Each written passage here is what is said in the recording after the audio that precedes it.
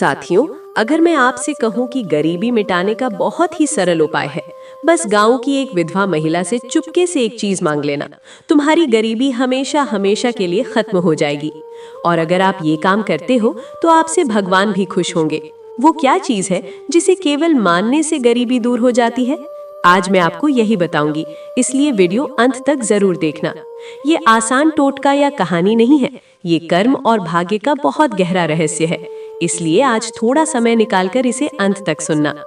जब एक औरत का पति इस दुनिया को छोड़कर चला जाता है तो वो अपना सिंदूर, बिंदी और चूड़ी और बाकी सारे श्रृंगार को त्याग देती है।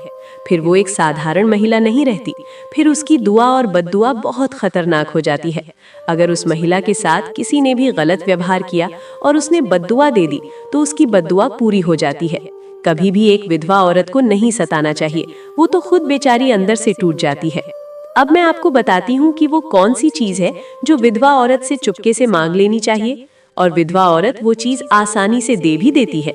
वो कौन सी चीज है, ये बताने से पहले मैं आपको एक छोटी सी कहानी सुनाती हूँ। इस कहानी को ध्यान पूर्वक सुनना। चलिए शुरू करते हैं।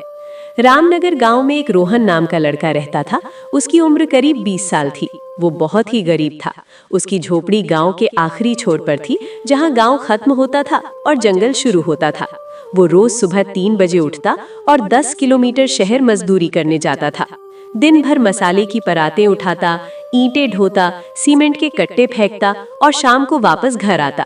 इस तरह से वो इतने ही पैसे कमा पाता था कि 2 वक्त का खाना बन सके। पर रोहन की आंखों में हमेशा एक अजीब सी चमक रहती थी, जैसे उसे किसी बात का यकीन हो जो बाकी लोगों को नहीं दिखता। गांव के बीच में एक सोना देवी नाम की महिला रहती थी। उसके पति की मौत 4 साल पहले हो गई थी और तब से वो अकेली थी। उनका कोई संतान नहीं थी। सोना देवी छोटे छोटे काम करके गुजारा करती। किसी के यहाँ बर्तन मांज दिए, किसी के घर झाड़ू लगा दी। पर उसकी उम्र अब 60 के पार थी और घुटनों में दर्द इतना बढ़ गया था कि चलना मुश्किल हो गया था।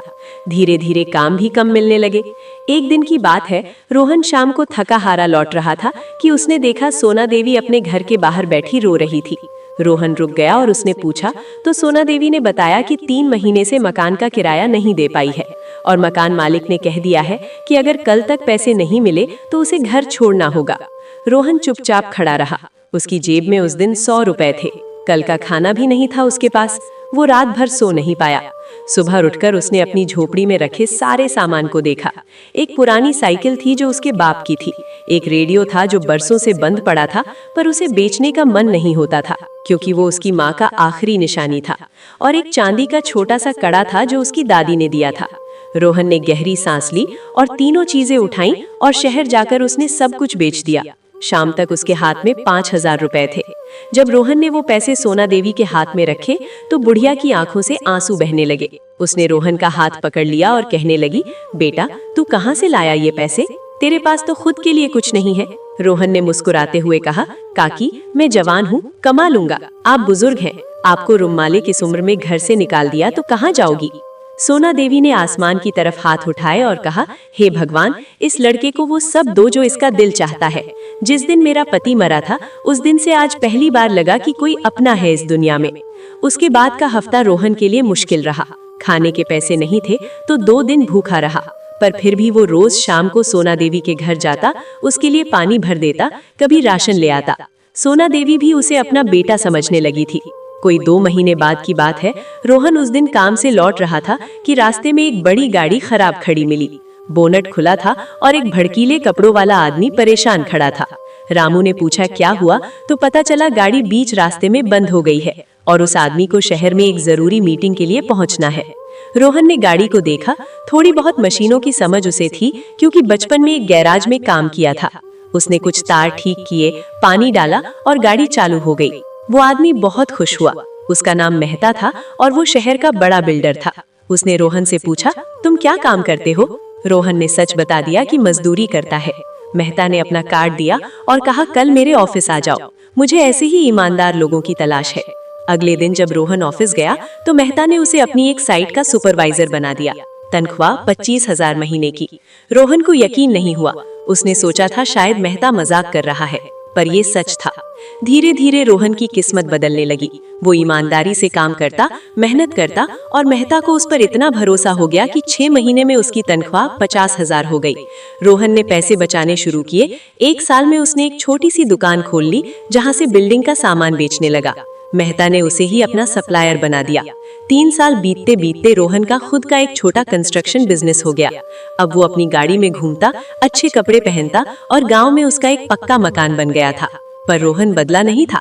वो अब भी हर शाम सोना देवी से मिलने जाता, उसके लिए दवाइयाँ लाता, उसके घर की मरम्मत करवा दी थी।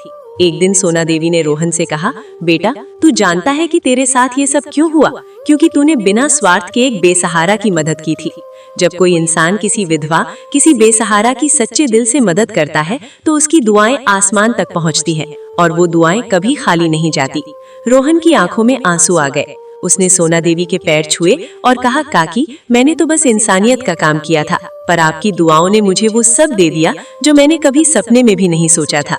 आज रोहन के पास सब कुछ है, पर वो आज भी गांव की बेसहारा औरतों की मदद करता है, उनके बच्चों की पढ़ाई का खर्च उठाता है, क्योंकि उसे पता है कि जिस दिन उसने सोना देवी की मदद की थी, उस दिन उसने सिर्फ पैसे नहीं दिए थे, उसने एक डूबते इंसान को किनारा दिया था और उस इंसान की दुआओं ने उसकी पूरी किस्मत ही बदल दी थी। भक्तों, अब मैं आपको बताता हूँ विधवा महिला से कौन सी चीज मांगनी चाहिए जिससे गरीबी जड़ से खत्म हो जाती है। मित्रों, वो चीज भी दुआ ही है। मित्रों, विधवा महिला की मदद करके उसकी दुआ ले लेना, गरीबी जड़ से खत्म हो जाएगी, जैसे रोहन की हो गई। लेकिन चुपके से मदद करना, सबको बताकर नहीं। ध्यान रखें कि दान करो, दिखावा नहीं। मेरे साथियों, आज की वीडियो यहीं समाप्त होती है। अगर चैनल पर नए थे तो चैनल को सब्सक्राइब जरूर करना और कमेंट में जय लक्ष्मी माता जरूर लिखना। धन्यवाद।